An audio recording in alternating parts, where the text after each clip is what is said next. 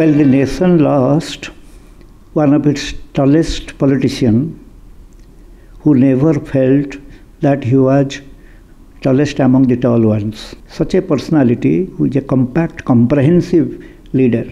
And he represented the liberal segment of the Indian politics. A person who was a true Brahmin but had no hatred against others. A person who is one of the most acclaimed writer, poet, has never posed himself to be established poet.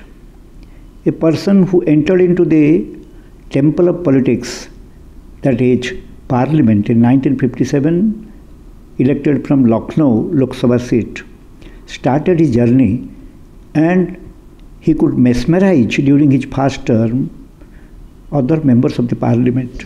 That too, Pandit Nehru could think and could say, could remark that here is a person who is suitable to become Prime Minister of India. So Atal Bihari Vajpayee represented Bharatiya Janasangh. And Bharatiya Janasangh, chosen by him, got a good leader. He could have been in any political party. Any political party would have been benefited by his presence.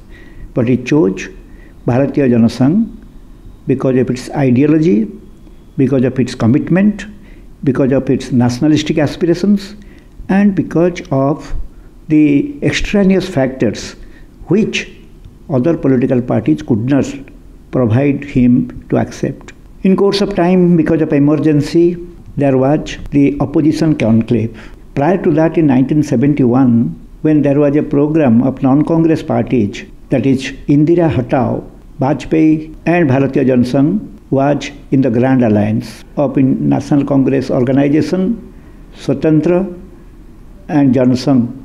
They were together to fight against Indira.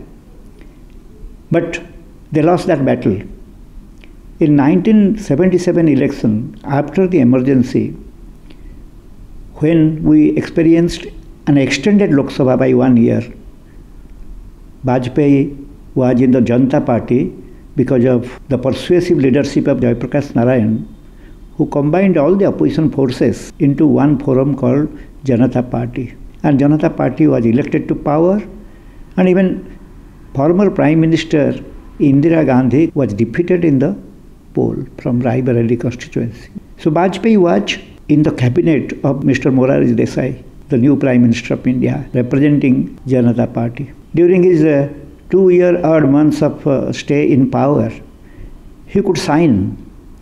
He could visit China, he could visit neighboring countries, and his foreign policy utterances were fine-tuned by his own personality. And because of the internal fighting among the Janata components, there could not be a stable government in India, and the Janata Party broke into pieces. Janata Secular and Janata Party, out of which a Bharatiya Janata Party was born.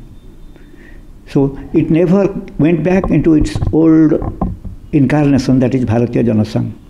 It became Bharatiya Janata Party. So the new symbol, lotus symbol, became the symbol of Bharatiya Janata Party. And Vajpayee was the president. And 1984 election, after sad demise of Indira Gandhi was held, where sympathy wave was in favor of Congress and particularly Rajiv Gandhi. Vajpayee's party, new party, that is Bharatiya Janata Party, could get only 2 seats. And after that, Vajpayee said that we have lost an election, not our mission. So when you look at this statement and analytically look into the political developments afterwards, you can find that from 2, they became 81, 120 something, 160, 180, and today 282. So Vajpayee is dead today, not the party. Lotus is blooming throughout India. Majority of states have preferred lotus symbol and Bharatiya Janata Party. So that shows the capacity to predict, the capacity to commit, and capacity to become competent in Indian politics. He was a statesman among politicians and a politician among statesmen. Atal Bihari Vajpayee was the father of Pokhran II. On 11th and 13th of May 1998, the nuclear detonation was conducted at Pokhran site, the second one after 1974, where Vajpayee's nuclear policy and nuclear strength both combined in itself to say to the other world, which believe in nuclear oligopoly, declining their stand of nuclear oligopoly, India went nuclear. In 1974 on 17th of May, peaceful nuclear explosion was done, and it was Madam Indira Gandhi who was the Prime Minister. The opposition rose against such type of a step, and they talked about that India is inviting danger from the world. But to support Indira Gandhi, if a tall leader has come forward, it was Atal Bihari Vajpayee. In the parliament, he supported Gandhi's both charismatic personality as well as the decision-making capacity. And within months of assuming power in 1998, the detonation provides us the impetus that probably he was waiting for this particular type of decision, that is Pokhran II. I remember when the Pokhran II was over, I was invited by National University of Singapore to give a talk on nuclear policy of India. And I was only to give a speech the day I was supposed to. That day, Pakistan detonated. So the entire basis of my discussion had to be changed, because Vajpayee had said that we will not be follower of Pakistan. After Pakistan tests it, if we do, then this will be an act of arrogance. But we have a policy of our own. We will not use nuclear weapon against a non-nuclear state. And we will also not use nuclear weapon first against a nuclear state. So this was the kind of personality who appreciated Gujral doctrine. His predecessor, I.K. Gujral's doctrine, was accepted by him. So when you look at this particular situation, that Pokhran II gave India a place in the nuclear club of the world.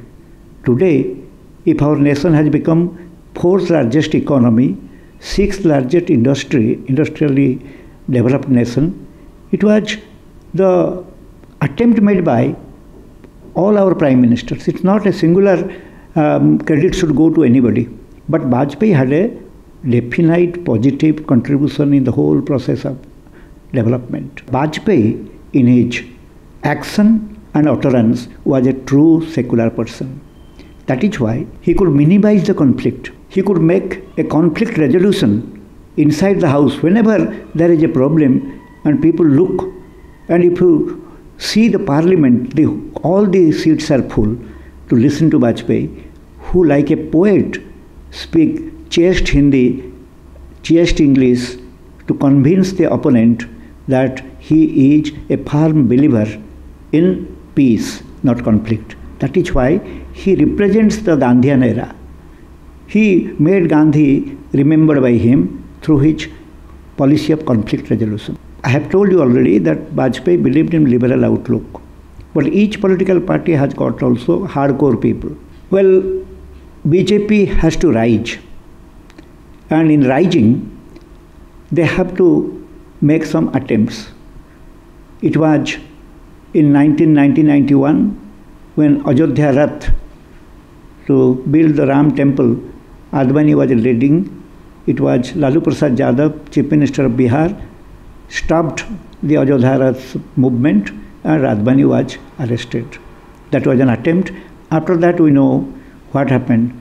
VP Singh's government was pulled down because Vajpayee withdrew support from VP Singh. Then a lame duck government came under Chandrasekhar, and after that, what happened, the country knows. An election, death of Rajiv Gandhi and installation of P.V. Narasimha Rao, recalled from banishment to become Prime Minister. So when we assess all these and we look at the policy and politics, Vajpayee was in the front rank. During that phase, Vajpayee was the idol of the nation. People looked to him when there was a Congress government with a minority posture. So 1996, Vajpayee got, or his party got, more seats, little short of making government, but he was Prime Minister for 13 days. Instead of facing the no confidence motion, he gave a good speech and then said, now I am resigning and going to the President to submit my resignation. That was his magnanimity. He was never utilizing horse trading process to garner support in favor of him so that he will continue as the Prime Minister. Everybody has a lust for power. Vajpayee has expressed there is no lust for power in him.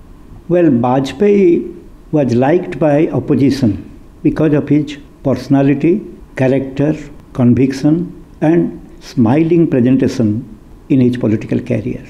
He would have decimated Congress in 1999, but like Pandit Nehru, he believed in the presence of a strong opposition. Vajpayee started his career as a RSS activist, and during his long political career, spanning so many years, 6 decades, his RSS connection was not hardcore connection. He was liberal among the hardcore and hardcore among the liberals, because he meant development. As I have told already, his nuclear policy, so also he gave importance to the communication. If you look at the Pradhan Mantri Sadak Yojana, if you look at the Swarna Chaturbhuja Yojana, look at the way roads and transport system developed, it was Vajpayee's long cherished desire. And after Vajpayee's exit for a drought of 10 years as opposition in the House of UPA 1 and UPA 2, a new leader emerges from among chief ministers. Charan Singh, VP Singh, they were chief ministers prior to becoming, Murari Desai also, they were, prior to becoming Prime Minister, they were chief ministers. Pandit Nehru, Indira Gandhi, Rajiv Gandhi, then Atal Bihari Vajpayee, to some extent Lal Bahadur Shastri, they were never drawn to national politics from this particular type of political scenario. So Vajpayee's entry into Parliament was in 1957. He became Prime Minister in 1996 for a short stint, then for 13 months in the second stint, and for full term in 1999 up to 2004. But Narendra Modi, the present Prime Minister, entered into the campus of Parliament for the first time as Prime Minister of India. So that is the kind of difference, that he entered into the temple of democracy as Prime Minister, not as anybody else. So Vajpayee's association with the Parliament was fantastic, phenomenal, and Narendra Modi's entry into Parliament was only to mesmerize through his speech. And he is a hardcore RSS activist. Through his fluency, oratory, and his long stint as Chief Minister of Gujarat, a developed state, and his attempt to make Gujarat further developed, he wanted to make it the Gujarat kind of development at the center. So Narendra Modi and Vajpayee, their similarity is they were RSS activists and pracharaks. And Vajpayee was liberal, and Narendra Modi, I will not say he is ultra, but he is not liberal to the extent Vajpayee was. Well, I remember Biju Patnaik died on 17th of April 1997. His dead body came to Bhubaneswar next day, and for the first time, the Prime Ministers of India, those who are existing, persons like Deve Gowda, Atal Bihari Vajpayee, I.K. Gujral, they all came. And Vajpayee was a colleague of Biju Patnaik in 1977. Biju Babu was Steel and Mines Minister and Vajpayee was the Foreign Minister. I remember when I was a young lecturer in Utkal University, Vajpayee came to address us in 1978 probably as Foreign Minister of India on the request of Mr. Biju Patnaik. So I was only feet away from him.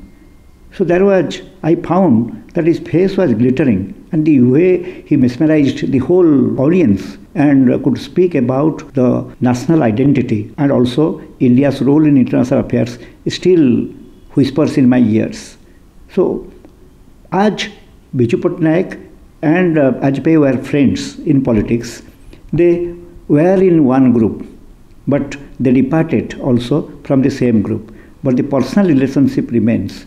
And that personal relationship also provoked Biju Patnaik in 1997, prior to his exit, that Janata Dal is breaking and my people of Janata Dal, because Odisha Janata Dal was the identity. Biju Patnaik never depended upon the national cadre. He was himself the stalwart and tall leader in Janata Dal, but he gave leadership to the Odisha part of the Janata Dal. So he advised, let this Janata Dal come closer to BJP. So that shows that Biju Patnaik was interested prior to India alliance, where BJD joined. BJD became a new party, regional party after Biju Babu's death. But Biju Babu, prior to his death, advised his partymen. There might have been opposition, but he had advised, let us join BJP. Had they done that earlier, the kind of separation or conflict between two parties, a national party called BJP and a regional party like BJD, would not have occurred today. Well, Vajpayee established himself as a writer and mostly spontaneous poem writing. One of the best production he has got, Mere 51 Kavitaएं. Wherever he says, inside parliament and outside the parliament, it was a poetic one. He mesmerizes people through his oratory and in between, speaking, citing, and also reciting poems. On one occasion, he made a poetic appearance, मैं अटल भी हूँ, बिहारी भी हूँ, मैं Atal Bihari. So that shows how humorous he was. He brings humor when there is crisis, conflict, and there is also mudslinging among political parties. He calms down the opposition by shairi, by poems, and by such type of utterance that I am Atal bhi hu, Bihari bhi hu. Well, it's a perception. Whether Vajpayee was forgotten or Vajpayee was respected. Yes, I can say that there is a visible gap between Advani and Narendra Modi. Because when a smaller man in composition becomes the Prime Minister and the tall one like Advani is forgotten, naturally people will think there is a conflict. But I don't think that conflict exists, except Narendra Modi became Prime Minister, but Advani had the ambition.